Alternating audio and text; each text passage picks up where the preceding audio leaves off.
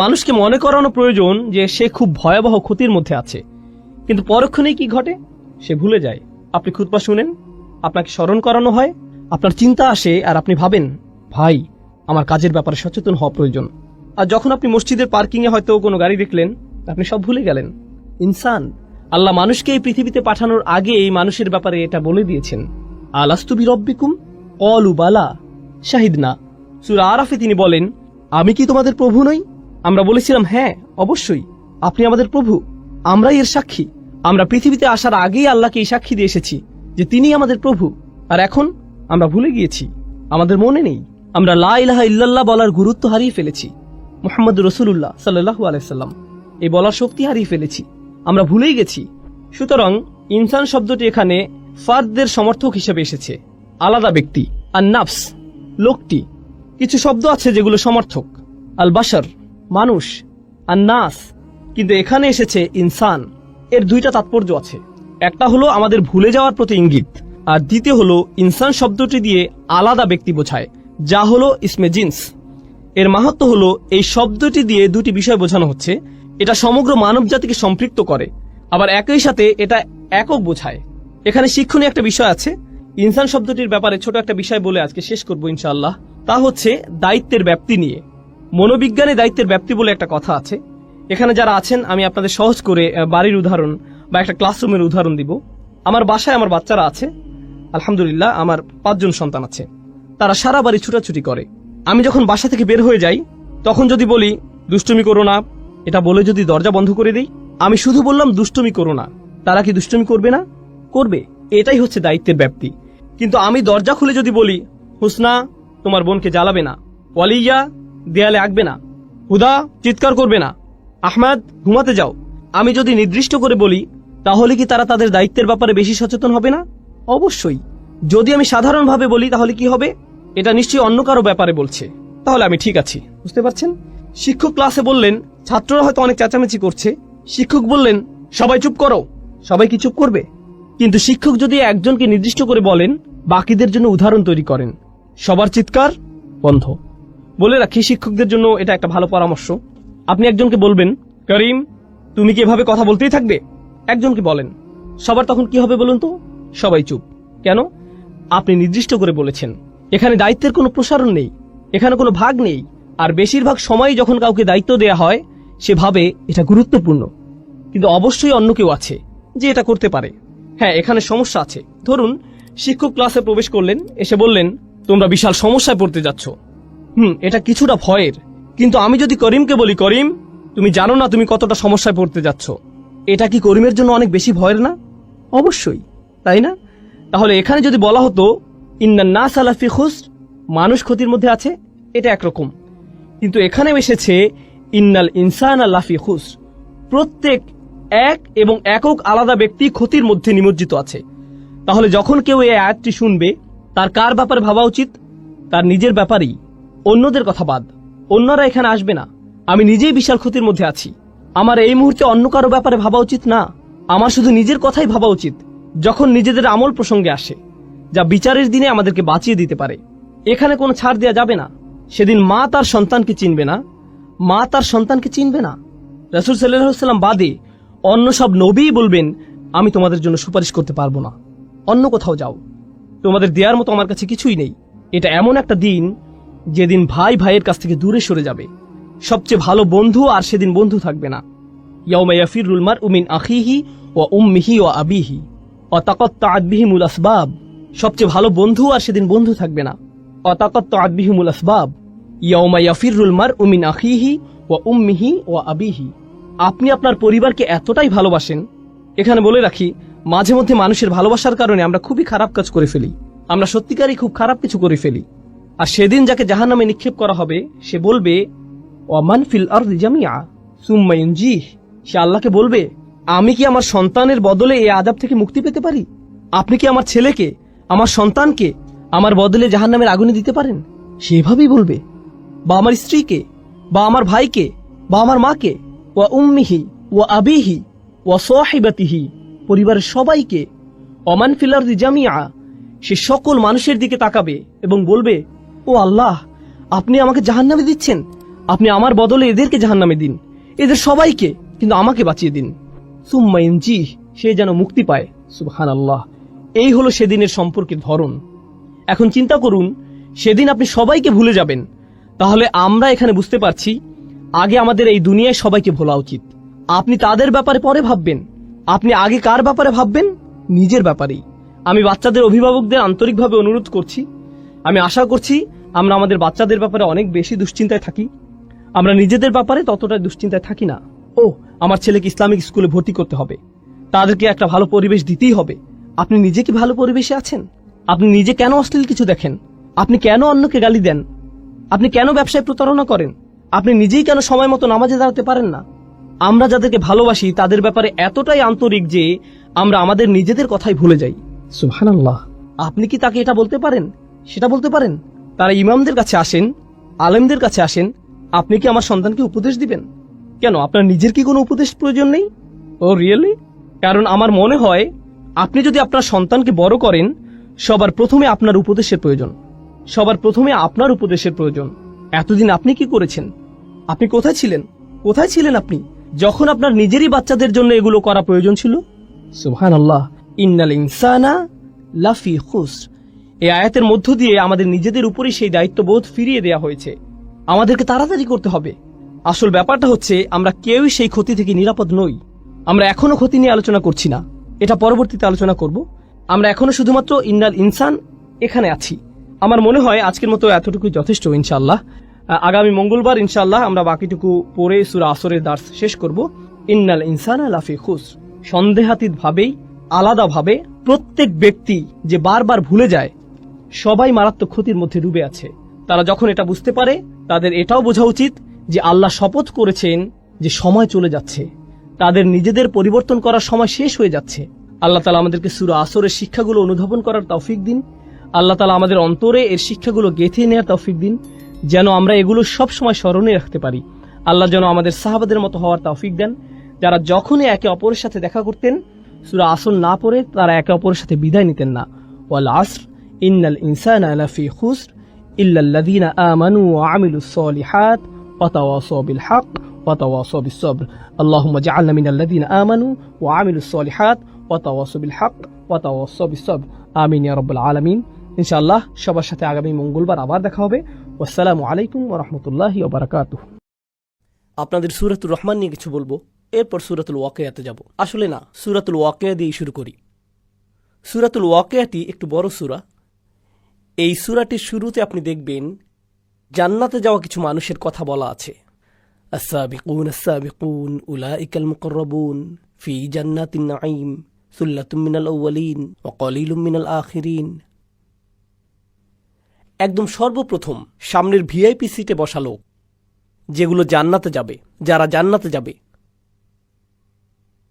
ওনারাই হলেন সূরাতুল ওয়াকিয়ার আলোচ্য মানুষগুলোর অন্যতম। আচ্ছা বলুন তো, এই সর্বপ্রথম অগ্রগামী কারা? কি না, নবীগণ ছাড়া অগ্রগামীগণ কারা?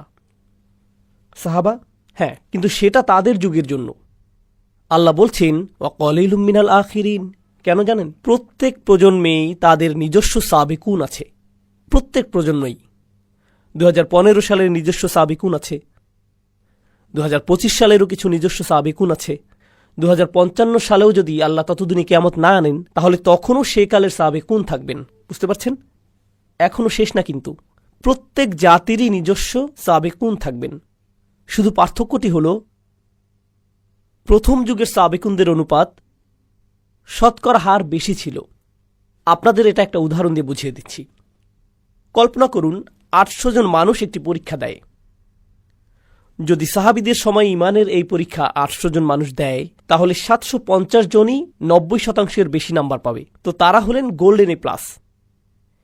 কিন্তু প্রজন্ম যেতে যেতে তখনও মানুষ 90 বেশি পাবে, তবে শতকরা হার নেমে যাচ্ছে। ধরুন 800 হতে মাত্র 50 জন বা 800 জনে মাত্র 20 জন 90 বেশি পেয়েছে। বুঝতে পারছেন? তাই অকলিলুম মিনাল আখিরিন, আরো কম পরবর্তীদের মধ্যে। কম মানুষ না, কিন্তু শতকরা হার কম। সাহাবিগণের সময়ে এ প্লাসের হার বেশি, তাই সামগ্রিক গুণ অনেক অনেক বেশি। আমাদের প্রতিযোগিতা কম, তাই সামগ্রিক গুণ অনেক কম, তবে প্রতিযোগিতা প্রত্যেক প্রজন্মেই থাকে। তো যাই হোক, সূরাতুল ওয়াকিয়ার প্রথম বিষয় হলো আস-সাবিকুন। এই সূরার দ্বিতীয় বিষয় হলো আসহাবুল ইয়ামিন। মা আসহাবুল ইয়ামিন ফাসহাবুল মাইমানাতি মা আসহাবুল মাইমানা। ডান পাশের মানুষজন। আস-সাবিকুনদের সাথে ডান পাশের মানুষজনের পার্থক্য কি? সাবিকুনদের বলতে পারবেন সংরক্ষিত, এক্সক্লুসিভ, আর ডান পাশের যেই মানুষজন হলেন বাকি আমরা সকলে জান্নাতের ইকোনমি ক্লাস। আল্লাহ আমাদের সাবিকুনদের অন্তর্ভুক্ত করে দিন। কিন্তু অন্তত পক্ষে ডান পাশের মানুষজন থাকা মানে তারা জাহান্নামে যাবে না, এরা যাবে জান্নাতে। এরা হলেন দ্বিতীয় বিষয়। ঠিক আছে, এখন অন্যদিকে কারা আছে? ডান পাশে মানুষ আছে, আবার বাম পাশেও মানুষ আছে। এরপর আল্লাহ বাম পাশের মানুষদের নিয়ে বলছেন। 3 ধরনের মানুষ এখন পর্যন্ত। প্রথমে অভিজাত শ্রেণী, এরপর ডান পাশের মানুষ, এরপর বাম পাশের মানুষ, তাই না? এরপর চতুর্থ বিষয়, আল্লাহ কিছু প্রশ্ন করেছেন। আফারাআইতুম মা তুমনুন, আফারাআইতুম মা তাহরুসুন, আফারাআইতুমুল মা আল্লাযী তাশরাবুন, আফারাআইতুমুন নার আল্লাতী তুরুন। তিনি সব অদ্ভুত প্রশ্ন করেছেন। তোমরা কি বাচ্চা সৃষ্টি করো নাকি আমরা বাচ্চা সৃষ্টি করি? তোমরা ফসল ফলাও নাকি আমরা ফসল ফলাই? তোমরা আগুন জ্বালাও নাকি আমরা আগুন জ্বালাই? তোমরা আকাশ থেকে পানি নামাও নাকি আমরা আকাশ থেকে পানি নামাই? মানে আল্লাহ মানুষকে আল্লাহ যা সৃষ্টি করেন সেই বিষয়ে চিন্তা করতে বলছেন। মানে আল্লাহ যে সৃষ্টি করেন তা, তোমরা কিছুই সৃষ্টি করো না, আল্লাহই সব কিছু সৃষ্টি করেন, তোমাদের কোনো সৃষ্টিশীলতা নেই। এই যে আল্লাহর সৃষ্টিকে চতুর্থ প্রকার বিষয় হিসেবে বলা হচ্ছে 4টি। এখন পর্যন্ত কতগুলো বিষয় আমাকে ক্রমানুসারে বলতে পারবেন? দেখি তো আপনারা এখনো বেঁচে আছেন। প্রথমটি কি ছিল? সাবিকুন, ঠিক। দ্বিতীয়টি আসহাবুল ইয়ামিন। তৃতীয় নাম্বার কি? বাম পাশের মানুষজন। আল্লাহ আমাদের তাদের অন্তর্ভুক্ত না করুন। চতুর্থ নম্বর আল্লাহর সৃষ্টি, শুধুমাত্র আল্লাহই সৃষ্টি করেন। আর পঞ্চম বিষয়টি হল ফালা উকসিমু বিমা ওয়াকিআন নুজুম ওয়া ইন্নাহু লাকসামুল লাউ তা'লামুনা আযীম ইন্নাহু লাকুরআনুন কারীম ফি কিতাবিম মাকনুন লা ইয়ামাসসুহু ইল্লাল মুতাহহারুন তানযীলুম মির রাব্বিল আলামিন। এই বিষয়টি হল কোরআনের বিশেষত্ব, মহিমা সম্পর্কিত, কোরআনের অসাধারণ গুণ সম্পর্কিত। ছোট ব্যাপার না কিন্তু। 5টি বিষয় সূরার শেষটি পুরোটা সংক্ষেপে বলে দেয়, কিন্তু এগুলোই প্রধান 5টি বিষয়। সূরাতুর রহমান আমরা পড়ার চেষ্টা করছি, তাই না? সূরাটির প্রথম বিষয় কি আমাকে বলুন তো? আর রহমান ও আল্লামাল কুরআন। প্রথম বিষয়টি কি? কুরআন। সূরাতুল ওয়াকিয়াতে কোরআন কি একটি বিষয় ছিল? ছিল। কোথায়? বিষয় নম্বর 5। তাহলে সূরা আর রহমানে এটা প্রথম বিষয় আর সূরা ওয়াকিয়াতে এটা পঞ্চম বিষয়। ওকে, সূরাতুর রহমানের দ্বিতীয় বিষয় হল আল্লাহর সৃষ্টিরা। ওয়াশ-শামসু ওয়াল কমারু বিহুসবান ওয়ান নাজমু ওয়াশ-শাজারু ইয়াসজুদান ওয়াস-সামা রাফাআহা ওয়া ওয়াদাআল মিজান। তাহলে দ্বিতীয় বিষয় কি? আল্লাহর সৃষ্টি। সূরাতুল ওয়াকিয়ার চতুর্থ বিষয় কোনটি ছিল? আল্লাহর সৃষ্টি। সূরাতুর রহমানের তৃতীয় বিষয় হল বিচার দিবস, কিভাবে পাপীরা বিপদে পড়বে আর জাহান্নামে চলে যাবে। বিচার দিবস আর জাহান্নামের আগুন হল সূরাতুর রহমানের 3 নম্বর বিষয়। সূরাতুল ওয়াকিয়াতে 3 নম্বর বিষয় কি ছিল? বাম দিকের মানুষ, যারা বিচার দিবসে দাঁড়িয়ে শেষমেশ জাহান্নামে নিক্ষিপ্ত হবে। সম্পর্কটা দেখতে পাচ্ছেন? সূরাতুর রহমানের চতুর্থ বিষয় হল জান্নাত। ওয়ালিমান খাফা মাকামা রাব্বিহি জান্নাতান। আর যে তার রবের সামনে দাঁড়াতে ভয় করে তার জন্য থাকবে 2টি জান্নাত। আচ্ছা, অন্তত আপনি আল্লাহকে ভয় করেছেন। আপনি সবচাইতে ভালো ছিলেন না, ঠিক আছে, তবে অন্তত তাকে ভয় তো করেছেন। সূরাতুল ওয়াকিয়াতে দ্বিতীয় বিষয় কোনটি ছিল বলুন তো এবার? ডান পাশের মানুষজন অন্তত আল্লাহকে ভয় তো করেছে, তাই তারা জান্নাতে চলে যাবে। সূরাতুর রহমানের শেষ বিষয় হল অসাধারণ সুপার স্পেশাল ডিলাক্স প্যাকেজের জান্নাত। ইখতিলাফ নিয়ে পরে বলছি, আপাতত সহজ করে বলি, এটা হচ্ছে সবচাইতে সুন্দর। ওয়ামিন দুনিহিমা জান্নাতান, অন্য একটি জান্নাত, আলাদা স্পেশাল জান্নাত। এর মধ্যে আরও অসাধারণ জিনিসপত্র আছে।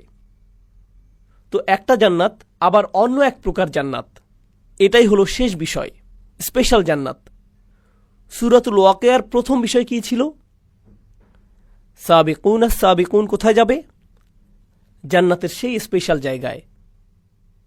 সূরাতুর রহমানের 5টি বিষয় আর সূরাতুল ওয়াকিয়ার 5টি বিষয়, 1 2 3 4 5, 5 4 3 2 1, আয়নার মতো। কুরআন অবিশ্বাস্য রকমের গোছানো। আমরা এখনো সূরাটি শুরু করতে পারিনি, আমরা শুধু পরিবেশটা বুঝতে চেষ্টা করছি। এটা শুধু স্থানটি চেনা, এটা জরুরি, কারণ এর মাঝে আপনি কোরআনের সৌন্দর্য বুঝতে পারবেন, কত গোছানো তা দেখতে পাবেন। আমি জানি না আপনারা মুসলিম বিশ্বে এমনটা দেখেন কিনা, কিন্তু আমি আমেরিকাতে বেড়ে উঠতে গিয়ে কোরআনের ব্যাপারে প্রথম শুধু সমালোচনাই দেখতাম। কলেজে গিয়ে আমি কোরআনের কোনো প্রশংসা শুনিনি, সমালোচনাই হতো। শুধু যে এটার বিষয় তারা অবিশ্বাস করে এরকম না, বরং এর বিন্যাস নিয়েও সমালোচনা করত। এটা নাকি অগোছালো, নির্দিষ্ট গঠন নেই, এসব বলতো। আমি বলতাম, কি বাজে কথা যত সব, সবচাইতে অবিশ্বাস্য গঠন তো এখানেই। তোমরা মনোযোগ দাও না, এজন্য দেখতে পাও না, তাই দেখতেও পাও না, কারণ আল্লাহ এর দরজা অমনোযোগীদের জন্য খুলে ধরেন না, খোলেন না তিনি। আফালা ইয়াতাদাব্বারুনাল কুরআন ওয়ালাউ কানা মিন ইনদি গায়রিল্লাহ লাওয়াজাদা ফীহি ইখতিলাফান কাসীরা। তারা কি তবে কোরআন নিয়ে গভীর চিন্তা ভাবনা করে না? কারণ এটা আল্লাহ ছাড়া অন্য কারো পক্ষ থেকে হলে এতে অনেক অসঙ্গতি দেখতে পেতে। এর মানে হলো, যখন আপনি কোরআনে মনোযোগ দেবেন, আবিষ্কার করবেন যে এটা শুধু আল্লাহর পক্ষ থেকেই হতে পারে। আপনার কাছে পরিষ্কার হয়ে যাবে যে এটা মানুষ থেকে হতেই পারে না, পরিষ্কার হয়ে যাবে। এখন আমরা সূরার সূচনা শুরু করতে প্রস্তুত হলাম। সূরাতুর রহমান, চলুন শুরু করি। কিছু জিনিস আপনাদের জানাতে হবে। আমি নিজেকে দিয়ে শুরু করি। আমার পেশা হলো শিক্ষকতা, জীবিকার জন্য শেখাই। আর শিক্ষকতা পেশায় আমি অনেক কিছু শিখেছি। আপনাদের সেখান থেকে একটি বলছি, কারণ এই সূরার সাথে সেটা সম্পর্কিত। ক্লাসরুমের ভেতর আমি আরবি শেখাই। আরবি শেখানো কিন্তু কঠিন। অনেক ধরনের হাস্যরস করে ছাত্রদের মনোযোগ ধরে রাখতে হয়, কারণ আরবি ভাষাটি ক্লান্তিকর। যেমনটা আমি আগেও বলেছি, আপনার ঘুমের প্রয়োজন হলে আরবি ক্লাসে ঢুকে যান, জীবনের শ্রেষ্ঠ ঘুম পেয়ে যাবেন। রফা নসব শুরু হতে হতেই আপনি অজ্ঞান। তাই অনেক সময় ধরে আমি ভেবেছি এটা আমি কিভাবে শেখাবো, কি প্রশ্ন জিজ্ঞেস করব, যখন ছাত্ররা উত্তর দেবে সেটা নিয়ে কিভাবে ঠাট্টা করব, সবাইকে কিভাবে জাগিয়ে রাখব। সেটা কিন্তু এই লেকচারের মতো না। এই লেকচারে আপনাদের আমি শেখাচ্ছি না, কিছু প্রশ্ন করছি আপনাদের, তবে আপনাদের জেকে ধরছি না, আপনাদের নামও জানি না, আর ভুল উত্তর দিলে আপনাদেরকে মুরগিও বানাচ্ছি না। এখানে সেটা করছি না আমি। কিন্তু আমার ক্লাসরুমে যখন পড়াই, সেই ছাত্ররা কান্না করে দেয়। তারা কিন্তু ঈমান বেড়ে গেছে তাই কাঁদছে না, কান্নার অন্য কারণ আমি দেই তাই কান্না করে। শিক্ষক হিসাবে সেটাই করি, সেটা ভিন্ন জিনিস। কারণ শিক্ষকতা অনেক কাজ করতে হয়। আপনার ব্যাখ্যা করতে হয়, ছাত্রদের পুনরাবৃত্তি করাতে হয়, এরপর ছাত্রদের বিভিন্ন প্রশ্নের উত্তর দেওয়াতে হয়, যেন জানতে পারেন যে তারা বুঝছে কিনা। আপনি শুধু তাদের পুনরাবৃত্তি চান না, আপনি চান যেন তারা বুঝে, তাই না? এভাবে প্রশ্ন উত্তর আগে পিছে এদিক সেদিক করতে হয়, না বোঝা পর্যন্ত। তো আমি অধ্যায়টা রেডি করলাম। আমি নিজের উপর বেশ খুশি। ভাবছি জীবনের সবচাইতে সুন্দরভাবে বোঝাবো আমি এবার। তো আমি ক্লাসে গেলাম, সবাইকে পড়ালাম, সেটা আমি খুব খুশি। সুন্দর উদাহরণ দিয়েছি, ছাত্রদের জিজ্ঞেস করেছি, সবাই বলল বুঝেছে। বুঝেছি, কি অসাধারণ। 1 ঘন্টা পর একজন ছাত্র হাত তুলল, উস্তাদ আমি বুঝিনি। আচ্ছা ওকে, কোনো সমস্যা নেই, তুমি বোঝুনি? কোন অংশটি বোঝুনি বলো তো? সে বলল কিছুই বুঝিনি। আপনি কি আবার সবকিছু বুঝিয়ে বলবেন? সবকিছু মানে কি? মানে সবকিছুই। আমি কিছুই বুঝতে পারিনি। এখন ক্লাসের বেশিরভাগ ছাত্র বিরক্ত হয়ে গেল। কিরকম গাধা সে, কি পরিমাণ গর্ধব! 1 ঘন্টা কিছুই বলল না, ঘন্টা শেষে বলছে আমি কিছুই বুঝিনি। তাই আমি বললাম, তোমরা চিন্তা করো না, সমস্যা নেই। তার জন্য আমি আবারও বলবো। তোমাদেরও আরেকবার রিভিউ হয়ে গেল। আর এইবার আমি পুরো ক্লাসের দিকে মনোযোগ দেইনি। কার দিকে মনোযোগ আমার? সেই ছেলেটি। এই বুঝতে পেরেছ? হ্যাঁ, ঠিক। আচ্ছা। 1 ঘন্টা পর সে আবার হাত তুলল। উস্তাদ, বুঝিনি কিছুই। ওকে, ক্লাসের বাকিরা চলে যেতে পারো। আমি লাঞ্চ করতাম, সেটা বাদ দেই। তুমি আসো আমার কাছে, তোমাকে সরাসরি বুঝিয়ে দিচ্ছি, সেটাই মনে হয় ভালো হবে। আচ্ছা ওস্তাদ। তো আমি তাকে নিয়ে বসলাম, প্রত্যেকটি উদাহরণ ধরে ধরে বুঝালাম যেন বুঝতে পারে। সব শেষে সে আবার বলে, উস্তাদ, আমি জানি না আপনি কেমন শিক্ষক, তবে আমি এখনো বুঝি না। না, এত সহজে ছাড়ার পাত্র না আমি। তুমি আমার বাসায় চলো, রাতের খাবার খেতে খেতে তোমাকে আরেকবার বোঝাবো। সে বাসায় আসলো, তাকে আবারও সবকিছু বোঝালাম। সব শেষে সে কি বলল? আমি বুঝিনি। আচ্ছা ঠিক আছে, একটা বুদ্ধি আছে। আমার বাসায় তোমার জন্য একটা ঘর করে দিচ্ছি, তুমি আমার বাসায় থাকো। প্রত্যেক দিন সকালে উঠে তোমাকে বোঝাবো এটা, ব্রাশ করতে করতে, যতদিন না এটা তোমার হচ্ছে। শিক্ষকরা কি এমন করে কখনো? না, আমিও এমন করি না। কিন্তু আপনি যদি আমার মতো পাকিস্তানের লোক হন, তবে 1 ঘন্টা বোঝানোর পর যদি ছাত্র হাত তুলে বলে আমি বুঝিনি কিছুই, তখন সুন্দর একটা শেখানোর পদ্ধতি আছে। এটাকে বলে বোর্ড অফ এডুকেশন। সেটা আসলেই একটা বোর্ড।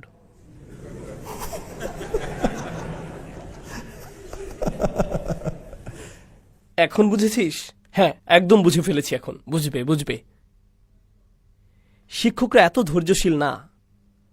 কতবারই আর বোঝাবেন? বলবেন, এত গাধা কেন তুমি? বুঝো না কেন তুমি?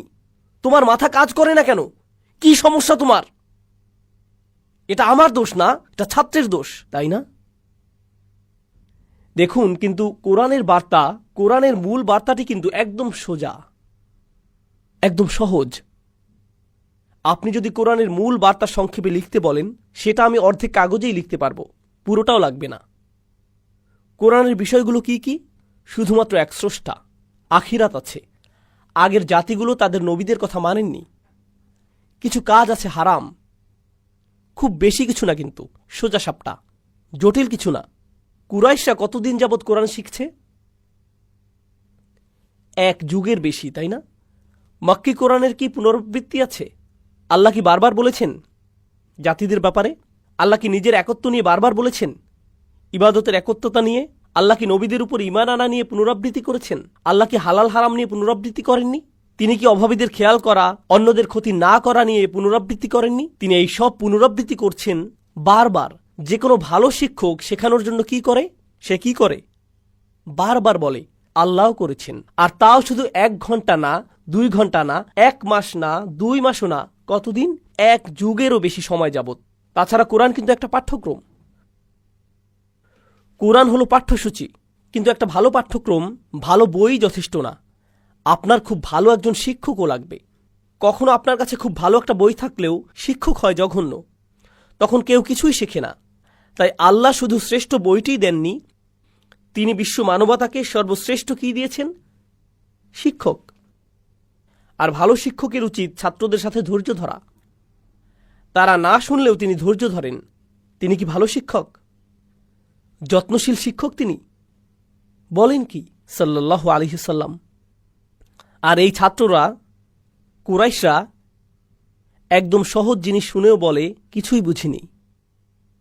তারপর তিনি আবারও ব্যাখ্যা করেন, ওয়াকাযালিকা নুসাররিফুল আয়াত, আমরা আয়াত বারবার বদলে দেই। এভাবে যদি না বুঝতে পারো তাহলে এভাবে বুঝবে, ওভাবে যদি না বুঝো তাহলে আসো ওইভাবে বোঝাই, এরপর ওইভাবে বোঝাই, তারপর সেইভাবে। ইয়াদরিবুল্লাহু আমসালা লিন্নাস, আল্লাহ প্রত্যেক মানুষের সহজতার জন্য অনেক উদাহরণ দিয়েছেন, কারণ প্রত্যেক ছাত্র প্রত্যেক উদাহরণ হয়তো বুঝবে না। তাই আল্লাহ একটা উদাহরণ দেন, সেটা না বুঝলে কি করেন? আরেকটা দেন, এরপর আরেকটা, এরপর আরেকটা। জানেন, কোরআনের ভেতর আল্লাহ কোরআনকে তাসরিফুর রিয়াহ এর সাথে তুলনা করেন, বায়ু প্রবাহ। কারণ কিছু বায়ু হালকা, কিছু অনেক জোরে, কিছু বাতাস আসে উত্তর থেকে, কিছু দক্ষিণ থেকে, কিছু পূর্ব থেকে, কিছু পশ্চিম থেকে, কিছু ঠান্ডা আবার কিছুটা উষ্ণ। ঠিক কোরআনের আয়াতের মতো, কিছু আয়াত আপনাকে আনন্দ দেবে, কিছু ভয় দেখাবে, কিছু কষ্ট দেবে, কিছু আপনার প্রেরণা যোগাবে। কোনো আয়াত শেখাবে, কোনোটা অভয় দেবে, কোনোটা আবার শক্তি যোগাবে। বিভিন্ন রকমের বায়ু ঠিক কোরআনের বিভিন্ন আয়াতের মতো প্রত্যেকটা উপায় গ্রহণ করা হয়েছে। তাছাড়া কিছু ছাত্র গর্দভ হয়, আমি জানি, মনোযোগই দেয় না। এরপর আরেক ধরনের ছাত্র আছে যারা বলে আমি বুঝি না, এরপর বুঝিয়ে বলার পর আবার বলে হ্যাঁ আমি বুঝিনি, আবার বোঝান, সে বলে এই দেখো আমি বুঝিনি। এরা কি ধরনের ছাত্র? এরা ঝামেলাকারী। সে শিক্ষককে নিয়ে মজা করছে, ক্লাসে মজা নিচ্ছে, ভাবছে এই সব কিছুই ঠাট্টার বিষয়, তাই না? একটা ছাত্র আছে সে আসলেই বুঝেনি, আরেকটা ছাত্র অন্যদিকে সে সব কিছু খুব ভালো বুঝেছে, এরপরেও কি বলে মজা নেয়? আমি বুঝিনি, কিছুই বুঝলাম না, আপনি খারাপ শিক্ষক। আর এই ধরনের ছাত্ররা যখন শিক্ষক বুদ্ধিমান হয়, যখন শিক্ষক চালাক হন, তিনি ঝামেলাকারীকে চিনে ফেলেন, বুঝে ফেলেন কখন ঝামেলা করছে। আর যখন সেসব করে তখন সেই ছাত্রের কি হয়? একে বলে মুরগি। কিছু শাস্তি দিতে হয়, ঠিক? প্রিন্সিপালের অফিসে যাও, স্কুল থেকে বেরিয়ে যাও। আল্লাহ কি জানেন কারা কোরআন নিয়ে ঠাট্টা করছে, কারা ঠাট্টা করছে? তিনি জানেন। আর তিনি তাদের কাছে কোরআন বারবার বারবার ব্যাখ্যা করছেন সর্বশ্রেষ্ঠ শিক্ষককে দিয়ে, 1 যুগেরও বেশি সময় যাবত। শিক্ষক হিসেবে তবে আল্লাহর কি রাগ করার অধিকার আছে? অবশ্যই আছে। সেই ছাত্রগুলো কি শাস্তি পাওয়ার যোগ্য? অবশ্যই। কিন্তু আল্লাহ কি শাস্তি দিচ্ছেন তাদের? না, কারণ আল্লাহ অন্য কোনো শিক্ষকের মতো নন। তিনি যে কোনো শিক্ষক নন, তিনি আর রহমান, আল্লামাল কুরআন। লাউ কানা দুনার রহমান, রহমান ছাড়া অন্য কেউ যদি হতো কোরআন শেখাচ্ছে, তাহলে বাঁচতে পারত না। বরং আমি অনেক সময় বলি, অনেক সময় যখন এসব ক্লাসগুলো নেই তখন অডিয়েন্সে বসা কেউ কেউ হাফেজও থাকেন, এমন শিক্ষকও থাকেন যারা বাচ্চাদের কোরআন হিফজ করান। আর হিফজ মাদ্রাসাগুলো, তাহফিজের মাদ্রাসাগুলোর ছাত্ররা তাদের শিক্ষকদের ভয়ে কাতর। তারা যদি সঠিকভাবে সবক দিতে না পারে, 1টা 2টা বা 3টা ভুল যদি করে, তবে উস্তাদের হাতে পাইপ আছে, চাবির চেইন আছে। বাচ্চার চেহারায় এভাবে চাবি লেগে থাকে। তাই তারা যখন কোরআন শেখার চিন্তা করে তখন ভাবে দয়ামায়াহীন কিছু একটা। এটা কি দুঃখজনক না?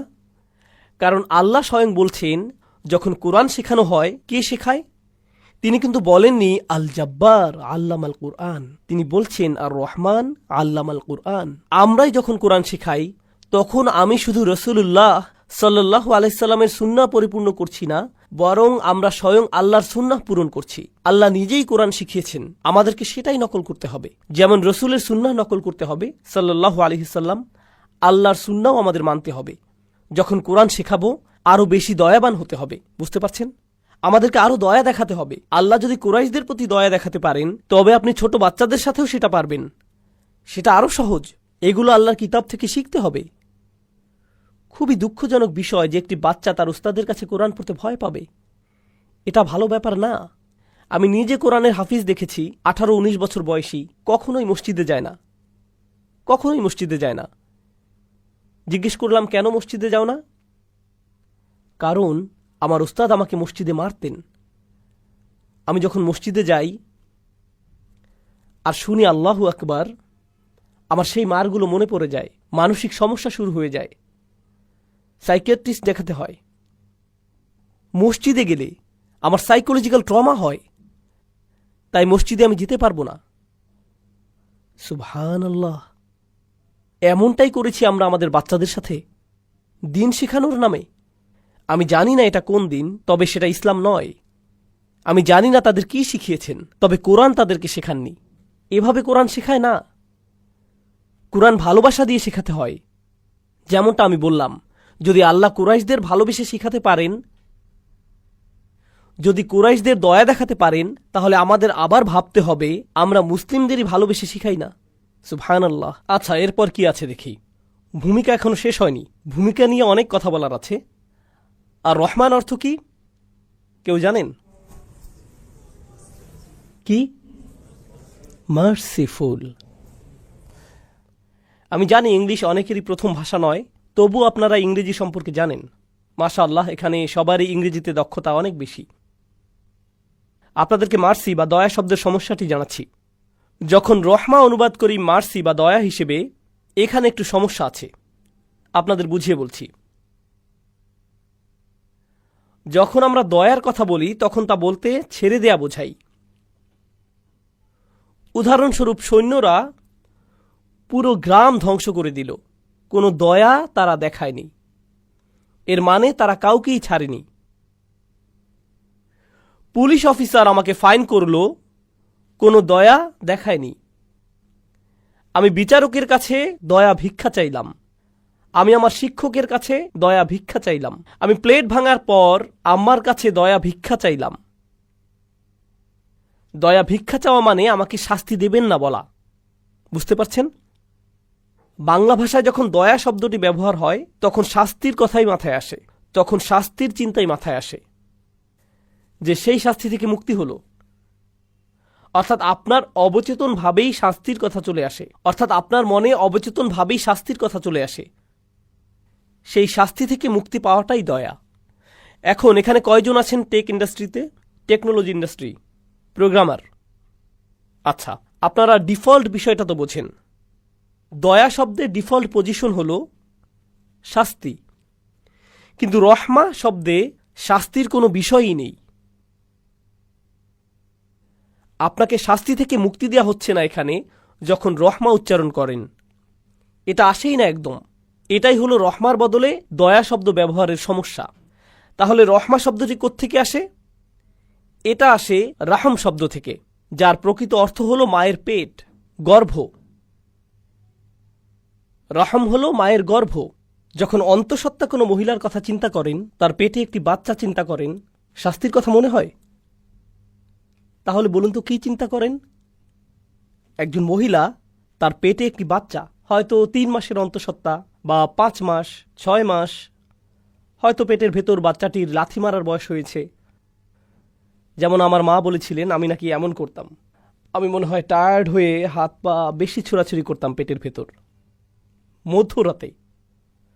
তো ভালো, মা তার বাচ্চার ব্যাপারে কি অনুভব করে? সে এখনো বাচ্চাটি দেখেনি, এখনো দেখেনি নিজের সন্তানকে। তার অনুভূতি কি? ভালোবাসা। প্রথম যে শব্দটি মাথায় আসে সেটা কি? ভালোবাসা। দ্বিতীয় যে শব্দটি মনে আসে তা হলো সুরক্ষা। সে টেবিলের কোণাগুলো খেয়াল করে, নিজে নিরাপদ থাকতে চায়, এক পাশে ফিরে শোয়, তাই না? দেখে শুনে খাওয়া দাওয়া করে, সর্বক্ষণ পেটের বাচ্চাকে আদর করে। যে আদর যত্ন করে, যে ভালোবাসে, যে আদর যত্ন করে, যে জিনিসকে যত্ন, ভালোবাসা আর সুরক্ষা দেয়া হয়। আচ্ছা, অন্যদিকে বাচ্চাটি, তার জন্য কি মায়ের কষ্ট হচ্ছে?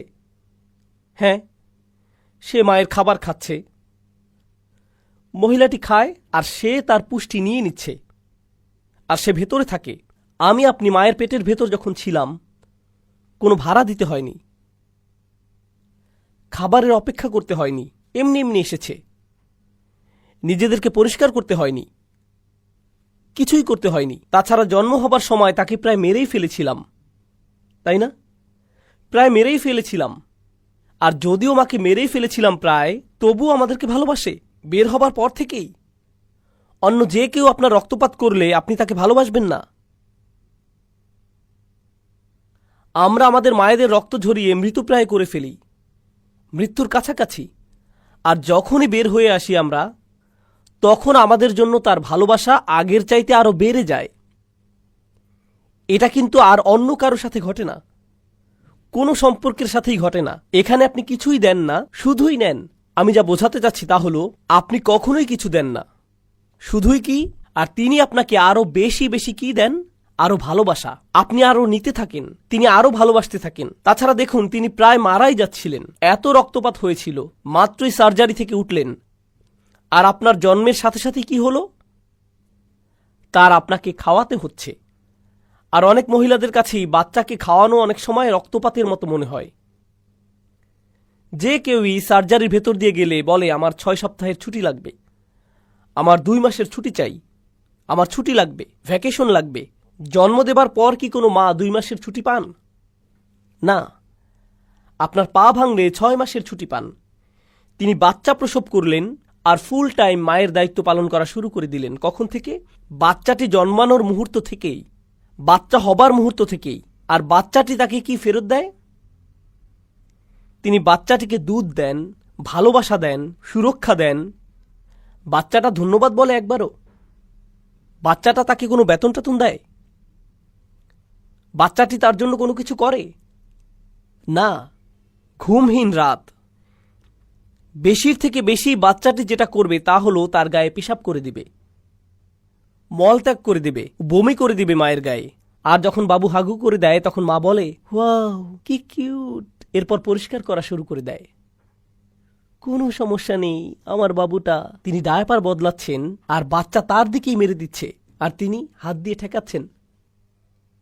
আমি জানি আমার 6টা বাচ্চা, আমি জানি না কিভাবে করে তারা, কিন্তু করে। এটাই হলো কোন শব্দ? রহম। এখান থেকেই আসে কি? রহমা। এখান থেকেই আসে আল্লাহর কোন নাম? আর রহমান। আমরা আল্লাহকে কোনো সৃষ্টির সাথেই তুলনা করতে পারবো না, কিন্তু আল্লাহর সাথে আমাদের যেই সম্পর্ক আছে, আপনি যদি একটু ধারণা করতে চান যে কারণে সেই হাদিসটি আছে, সাম্মাইতুকা বিসমি, আল্লাহ মায়ের গর্ভের সাথে কথা বললেন আর বললেন, আমি তোমাকে আমার নাম দিয়ে নামকরণ করেছি। এটা শুধু ভাষাগত সম্পর্ক না, নবী সাল্লাল্লাহু আলাইহি সাল্লামের হাদিসেও এটা পাওয়া যাচ্ছে। এক হাদিসে কুদসিতে তিনি মায়ের গর্ভের দিকে তাকিয়ে বললেন, যে গর্ভ আল্লাহ সৃষ্টি করেছেন, আমি আমার নাম দিয়ে তোমার নামকরণ করেছি। এর একটি কারণ আছে, সেটা হলো আল্লাহ আপনার কি হয় তা যদি একটু ধারণা পেতে চান, আপনি পুরোটা বুঝবেন না, তবে সেই অসীম সাগরের যদি এক বিন্দু পেতে চান, তবে কার কথা চিন্তা করবেন? আপনার মায়ের কথা ভাববেন। ওয়ালিল্লাহিল মাসালুল আ'লা। আপনার মায়ের সাথে সম্পর্কে কোন দিকটা? তা হলো আপনি তার থেকে শুধুই নেন, আর তিনি কি? শুধুই দেন। আপনি কখনোই ধন্যবাদ দেন না, তবুও তিনি দিতেই থাকেন। আপনি কখনোই তাকে মনেও করেন না, তবুও তিনি আপনার প্রতি ভালোবাসা বাড়াতেই থাকেন। মুসলিমদের কথা চিন্তা করুন। মুসলিমরা বলে, তালিবুল ইলমরা বলে, আমি তাফসির শিখতে চাই, আমি ওই শায়েখের কাছে পড়তে চাই, এই শায়েখের কাছে শিখতে চাই, সেই আলিমের কাছে পড়তে চাই, আমি এই সূরা, ওই সূরা আর ওই সূরাটা শিখতে চাই। কখনো তারা পৃথিবীর এই মাথা থেকে ওই মাথায় চলে যায় শুধু আল্লাহর কিতাব শিখতে, ঠিক না? আর কি সম্মান বোধ করছে যে শায়েখের কাছে শিখতে পারছে। কুরাইশরা, আবু লাহাব, আবু জাহাল, এই লোকগুলো, এরা কি কোরআন শিখতে চায়? তারা কোরআনের একটি আয়াতও পাওয়ার যোগ্য না, তবুও আল্লাহ তাদের পুরো একটি সূরা দিয়ে দিলেন। এরপর তিনি দিলেন আরেকটি সূরা, এরপর তিনি দিলেন আরেকটি সূরা। তারা যখন এটাকেও ধাক্কা দিয়ে সরিয়ে দিল, আল্লাহ তাদের কি দিলেন? আরেকটি সূরা। প্রত্যেকটি সূরা আল্লাহর থেকে রহমত কিনা? আল্লাহ চাইলে তাদের আরো অনেক কঠিন কিছু দিতে পারতেন, ঠিক না? আল্লাহ তাদের শাস্তি দিতে পারতেন, ঠিক কিনা? কিন্তু প্রত্যেকবার এমন করার পর আল্লাহ তাদের কি দেন? আরেকটি সূরা। আল্লাহর কাছ থেকে আরো রহমা তার পক্ষ থেকে। তাছাড়া কোরআন কি? কোরআন হলো আল্লাহ আপনার সাথে কথা বলছেন। কোরআন হচ্ছে আপনার সাথে আল্লাহর কথা। যখন আপনি কাউকে অপমান করেন, তারা প্রথমে যেটা করে তা হলো তারা আর আপনার সাথে কথা বলে না। কাউকে অপমান করলে তারা আপনার সাথে কথা বন্ধ করে দেয়। এই লোকগুলো শুধু আল্লাহকেই অপমান করছে না, তারা আল্লাহর হাবিব সাল্লাল্লাহু আলাইহি সাল্লামকে অপমান করছে, তারা আল্লাহর রসুল সাল্লাল্লাহু আলাইহি সাল্লামকে অপমান করছে। তবুও আল্লাহ তাদের সাথে কথা বলছেন। এরপর তিনি রাসূলকে বলছেন, ফাসবির আলা মা ইয়াকুলুন, আপনি ধৈর্য ধরুন, আমি জানি তারা আপনাকে মন্দ কথা বলছে। ওয়ালাকাদ না'লামু আন্নাহু ইয়াকিদু সাদরুকা বিমা ইয়াকুলুন, আমি জানি আপনার অন্তর বদ্ধ হয়ে আসে তাদের কষ্টকর কথাগুলোর কারণে। তবুও তাদের কাছে গিয়ে বোঝান। এটাকেই বলা হয় আর রহমান। কোনো মানুষই এটা করতে পারে না। আমি আপনাদের জানি না, মুসলিম হিসেবে আমি আপনাদেরকে ভালোবাসি, কিন্তু কেউ যদি আমাকে এসে বলেন আপনি হচ্ছেন একটা শয়তান, আপনি খারাপ, মানুষকে বিভ্রান্ত করছেন, আপনি কাফির, আপনি এটা, আপনি ওটা, অনেক গালমন্দ করলেন, এরপর আমার মাকে নিয়ে কথা বললেন, আমার বাবাকে নিয়ে কথা শোনালেন, আমার স্ত্রীকে নিয়ে মন্দ কথা বললেন, আমার মেয়েদেরকে নিয়ে খারাপ কথা বললেন, আমার বোনকে নিয়েও, আমি কিন্তু আংশিক পাঠান, তাই সাবধান। অন্তত পক্ষে আমি বলবো আমি চলে যাচ্ছি, আমি ফানার ছাড়ছি, আমি দোহা ছাড়ছি, আমি আর কখনোই দোহা ফিরে আসব না। কেন? কেউ বলল আপনি আর দোহাতে কেন যান না? একটা লোক ছিল, সে আমার কাছে এসে যা যা বলল, আমি আর যেতে চাই না ওখানে। আপনারা সবাই কি আমাকে অপমান করেছেন, নাকি শুধু একজন? শুধু একজনই যথেষ্ট আমার বিরক্ত হবার জন্য, দরকার নেই। রাসূলুল্লাহ সাল্লাল্লাহু আলাইহি সাল্লাম কুরআন তেলাওয়াত করছেন এই লোকগুলোর কাছে, আর তারা তাকে অপমান করেই যাচ্ছে। আমি তো কিছুই না। কেউ এসে আমাকে অপমান করলে আমি কি বলি? এই জানো আমি কে? আমি ইউটিউবে আছি, দেখে নিও কে আমি।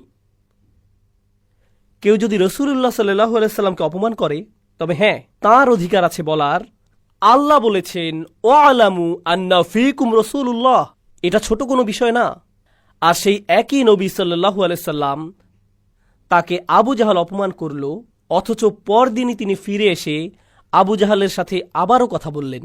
আর আবু জাহাল যে এমন এক জাহিল লোক, জাহিলিয়াতের বাপ, সে তাকে বলছে তোমার কি গতকাল যথেষ্ট হয়নি, আরো কিছু কথা শোনাবো আজকে তোমাকে। তাকে সে আরো বাজেভাবে পরদিন অপমান করল। নবীজি ফিরে গেলেন, আর আল্লাহ তাকে আবার পাঠালেন, যাও আবার কথা শুনে আসো, যাও আবার কিছু কোরআন শোনাও, তাকে কোরআন নিয়ে ঠাট্টা আবারও করতে দাও। তিনি এটাই করলেন প্রতিটা দিন, এক যুগেরও বেশি সময় যাবত। এটা কি সহজ মনে হয়? চিন্তা করে দেখুন তো। আলহামদুলিল্লাহ, আপনারা সম্মানিত মানুষ, মর্যাদাবান মানুষ। আপনারা যখন কাজে যান, আশা করেন যে আপনার সাথে সম্মানজনক আচরণ করা হবে, ঠিক না? আপনি অফিসে গেলেন, আর কেউ আপনাকে কুকুর বলল, শুকর বলল, কোনো নোংরা কথা বলল, আপনার খারাপ লাগে? আপনি বাসায় আসলে সেটা আপনার চেহারাতেই দেখা যায়। আপনি বাসায় আসলে আপনার স্ত্রী বললেন, কোনো সমস্যা? আমার কিছু বলতে ইচ্ছা করছে না। আপনার চাকরিটাই ছেড়ে দিতে ইচ্ছা করে, আপনার দেশ ছেড়েই চলে যেতে ইচ্ছা করে, কারণ কেউ একজন আপনাকে মন্দ কথা বলেছে। দেখছেন, ভালো লোক, ভদ্রলোক আর ছোট লোকের মধ্যে পার্থক্য আছে। যারা সারাক্ষণই নোংরা কথা বলতে থাকে, যারা নিজেদের বা অন্যদের কোনো সম্মান করে না, যখন মানুষ তাদের সাথে মন্দ কথা বলে তাদের ভালো লাগে, তাদের কিছুই যায় আসে না। নোংরা কথা বলল, তারা আরও নোংরা কথা বলে দেয়। কিন্তু যারা ভদ্রলোক, তাদের এসব সহ্য হয় না, এসব কথা তাদেরকে কষ্ট দেয়। যেমন আরবরা বলে, রুব্বা কওলিন আসাদ্দু মিন সাউল, কোনো কোনো কথা মারের চাইতেও বেশি কষ্ট দিতে পারে। রসুল সাল্লাল্লাহু আলাইহি সাল্লাম হলেন সবচাইতে মর্যাদাবান ব্যক্তিত্ব, কিন্তু তাকে শুনতে হচ্ছে সবচাইতে মন্দ নোংরা কথাগুলো, বারবার বারবার বারবার। আর আল্লাহ তাঁর রসুলকে কত ভালোবাসেন আলাইহিস সালাতু ওয়াসসালাম, তবুও আল্লাহ বলছেন ফিরে যাও, আরেকটু ধৈর্য ধরো, তাদেরকে বলতে থাকো। এখন আল্লাহ এই সূরাতে কুরাইশদের উদ্দেশ্যে, এরপর পুরো মানবতাকে উদ্দেশ্য করে বলছেন, এটাকে বলে অকল্পনীয় ভালোবাসা। আর রহমান অবিশ্বাস্য রকমের, অকল্পনীয়, স্নেহময়, যত্নশীল প্রতিপালক। তিনি শুধুমাত্র, আর কেউ নন, যিনি কোরআন শিক্ষা দিয়েছেন, আল্লামাল কুরআন। চলুন এটা সম্পর্কে আরও দু একটা জিনিস শিখে সামনে আগাই। আমি ভূমিকাতে বেশি সময় নিচ্ছি, কারণ ভূমিকাটাই সবচাইতে বেশি গুরুত্বপূর্ণ অংশ। এই শুরুটা আপনারা বুঝলে বাকি সবকিছুই সহজ হবে, আর শুরুটা না বুঝলে আর কোনো কিছুই বোধগম্য হবে না। ঠিক আছে, এজন্য সময় নিচ্ছি। আরবি ভাষার ব্যাকরণে জুমলা আল ফাইলিয়া এবং জুমলা আল ইসমিয়া দুইটা বিষয় আছে। শুনে মনে হয় সহজ বিষয়, আপনারা আরবি না বুঝলেও সমস্যা নেই, ব্যাখ্যা করছি। কখনো আপনারা আরবিতে বলেন, আমি সহজে অনুবাদ করছি, আল্লাহ কোরআন শিখিয়েছেন, সহজ, আল্লাহ শিখিয়েছেন কোরআন। কিন্তু যদি বলেন প্রকৃতপক্ষে একমাত্র আল্লাহ তিনি কোরআন শিখিয়েছেন, এটা কিন্তু অন্যরকম। যখন বলেন প্রকৃতপক্ষে একমাত্র আল্লাহ তিনিই কোরআন শিখিয়েছেন, এর মানে আসলে বোঝাচ্ছেন ঘুণাক্ষরেও ভেব না যে এটা অন্য কেউ, শুধুমাত্র একমাত্র কে? আল্লাহ আজ্জা জাল্লা। কারণ তিনি বলেন আর রহমান আল্লামাল কুরআন। আর আপনি এখানে বসে শুনছেন, বা আমি বসে বসে তাফসির পড়ছি আমার অফিসে, যখন আপনি কোনো লেকচার শুনছেন, আপনার গাড়িতে কোরআন সম্পর্কে শিখছেন, যখন আপনি কোনো সূরা মুখস্থ করছেন, যখন কোনো বাচ্চা উস্তাদের কাছে বসে নুরানি কায়দা শিখছে, যখন কেউ তাজবিদ শিখছে, যখন কেউ তার শাইখের কাছে বসে তাফসির শিখছে, তার একজন শিক্ষক আছেন। সেই শিক্ষকেরও আছে একজন শিক্ষক, আবার সেই শিক্ষকেরও আরেকজন শিক্ষক আছেন। এভাবে পেছনে যেতে যেতে তাদের শিক্ষককে রাসূলুল্লাহ সাল্লাল্লাহু আলাইহি ওয়াসাল্লাম। আর কে রাসূলুল্লাহর শিক্ষক? জিবরাইল আলাইহিস সালাম। আর জিবরাইলের শিক্ষককে আল্লাহ। মূলত আপনি সরাসরি আল্লাহর সাথে সম্পর্কিত। যখন আপনি কোরআন শিখছেন তখন এই পুরো চেইনটা আল্লাহ বলছেন, এই চেইন ভুলে যাও, শুধু মনে রাখো আমি তোমাকে শেখাচ্ছি। আপনি সরাসরি সম্পর্কিত, আল্লাহই আপনার শিক্ষক। এই প্রথম পয়েন্টের গুরুত্বটা বুঝলে আমি আপনাদেরকে প্রথম বিরতি দেব। অনেকক্ষণ কথা বলেছি। আমেরিকাতে কখনো কখনো শিক্ষার্থীরা তাদের ইউনিভার্সিটি নিয়ে অনেক গর্ববোধ করে। কেউ বলছে আমি হার্ভার্ডে পড়েছি, আমি কলম্বিয়াতে পড়েছি, ইয়েল ইউনিভার্সিটিতে পড়েছি। ইসলামিক স্টাডিজে কেউ বলে আমি পড়েছি উম্মুল কোরাতে, আমি জামিয়া ইসলামিয়া মদিনাতে পড়েছি, আজহারে পড়েছি, আমি এই মাদ্রাসায় পড়েছি, ওই মাদ্রাসায় পড়েছি, আমি অমুক শাইখের কাছে পড়েছি, আমি অমুক কারির কাছে যা পেয়েছি। মানুষ এসবে গর্ববোধ করে কিনা? তো আপনি যখন কোনো গুরুত্বপূর্ণ কারো কাছে পড়েন আপনি সেটার কারণে গর্ববোধ করেন। আপনি কোনো ভার্সিটি থেকে গ্র্যাজুয়েশন করেন, বলেন উনিই কিন্তু আমার শিক্ষক। তাই নাকি? উনি আপনার শিক্ষক? ওয়াও! আপনি শাইখ অসামের কাছে পড়েছেন, তার মানে আপনিও নিশ্চয়ই অসাম। আপনি সেটা আপনার সিভিতে দিয়ে দেন, কারণ আপনি গর্বিত এটা নিয়ে, আপনাকে সম্মান দেয়। আর মানুষ শুধু ইসলামের শিক্ষাতেই এমন করে না, যে কোনো শিক্ষাতেই এমন করে। ডাক্তাররা কোন মেডিকেল কলেজ থেকে পড়েছেন তা বলতে ভালোবাসেন। পিএইচডি প্রফেসর কোথা থেকে তার পিএইচডি করেছেন সেটা বলতে ভালোবাসেন, ঠিক কিনা? আমরা মাত্রই বললাম আমাদের শিক্ষককে, আপনার শাইখের একজন শিক্ষক আছে, তার একজন শিক্ষক আছে, কিন্তু সর্বপ্রধান শিক্ষককে, মানে এর চাইতে বড় ডিগ্রি আপনি পেতে পারেন না, এর চাইতে বড় সম্মান আর হতে পারে না যে আপনি বলবেন আল্লাহ আমার শিক্ষক আর রহমান আমার শিক্ষক। আমি বলতে চাচ্ছি কোরআন শিক্ষা আপনাকে এমন সম্মান এনে দেবে যা আর কোথাও খুঁজে পাবেন না। এর চাইতে বড় অর্জন আর নেই,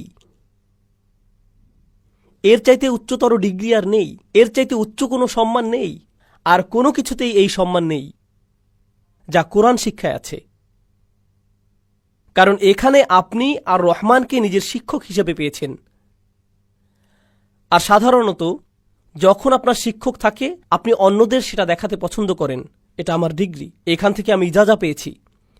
কিন্তু যখন আর রহমানকে শিক্ষক হিসেবে পান আর সেটা কাউকে দেখানোতে কিছু যায় আসে না, এটা এতই একান্ত যে নিজের কাছেই রেখে দেন। আর রহমান আমার শিক্ষক, আপনার অন্য কারো থেকে সম্মান নেবার প্রয়োজন নেই। কারণ কে আপনাকে সম্মান দিচ্ছেন? আর রহমান।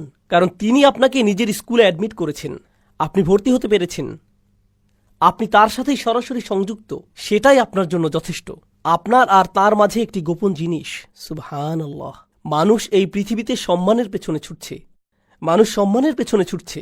তারা মনে করে তাদের সম্মান আসবে টাকা থেকে, কেউ ভাবে সম্মান আসবে তাদের গাড়ি থেকে।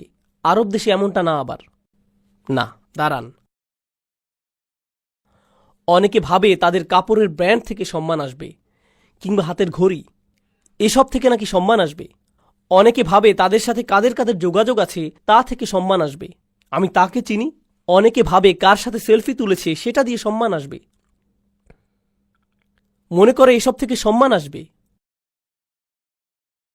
মর্যাদা, মর্যাদা তখনই আসবে যখন আল্লাহকে নিজের শিক্ষক করে নেবেন, আল্লাহ আপনাকে সম্মান দিবেন। আর যখন আল্লাহ আপনাকে সম্মান দেন তখন আল্লাহর সৃষ্টিও সেটাই করে। আপনাকে তাদের কাছে গিয়ে সম্মান অর্জন করতে হবে না, তারা এমনিতেই দেবে। কারণ আপনি সম্ভাব্য সবচাইতে সম্মানিত স্থানেই আছেন। আপনাকে মানুষের সম্মানের আশায় ছুটোছুটি করতে হবে না, এমন করতে হবে না। আপনাকে শুধু আল্লাহর দেয়া সম্মানটাই অর্জন করতে হবে।